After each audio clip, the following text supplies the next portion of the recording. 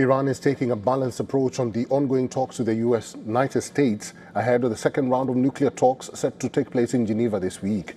Iran says that the American position has become more realistic. Iran's foreign ministry is now urging that the talks take place as soon as possible so that it can get the US to remove sanctions. However, this doesn't mean that Tehran is letting its guard down.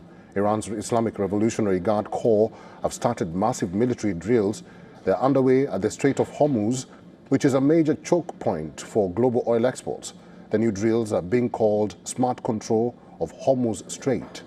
Iranian naval boats can be seen in action in this video released by the IRGC, along with live fire drills. This as Iran ramps up its defenses, especially as the US deploys the USS Gerald Ford to join the USS Abraham Lincoln near Iran, creating a massive two-carrier strike force. The deployment adds a second carrier group to the region, bolstering the Lincoln, which has patrolled those waters for over 2 weeks.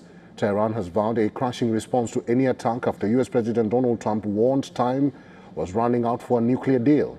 Iranian officials have issued a notice to airmen or NOTAM for live-fire military activity in the airspace along the Strait of Hormuz. The Strait of Hormuz is a strategically significant waterway through which a large share of the world's energy supplies passes, making any military activity in the area a focus of international attention. Meanwhile, the US military is reportedly preparing for the possibility of sustained weeks-long operations against Iran if President Trump orders an attack.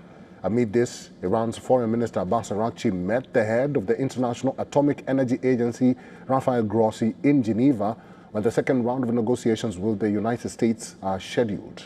In a statement, Araghchi clarified that real ideas for a fair and equitable deal are on the table. However, there would be no submission to threats. U.S. envoys Steve Witkoff and Jared Kushner are set to hold negotiations with Iran on Tuesday in Geneva, with representatives from Oman acting as mediators. U.S. Secretary of State Marco Rubio cautioned that while Trump's preference was to reach a deal with Tehran, he also acknowledged that the talks could fail.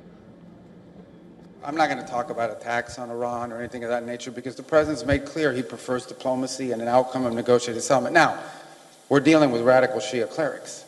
Okay, we're dealing with people who make geopolitical decisions on the basis of pure theology, and it's a complicated thing. I mean, no one's ever been able to do a successful deal with Iran, but we're going to try. Trump has amassed military forces in the region, raising fears of new military action. The Pentagon is also sending an additional aircraft carrier to West Asia, adding thousands more troops along with fighter aircraft, guided missile destroyers, and other firepower capable of waging attacks and defending against them.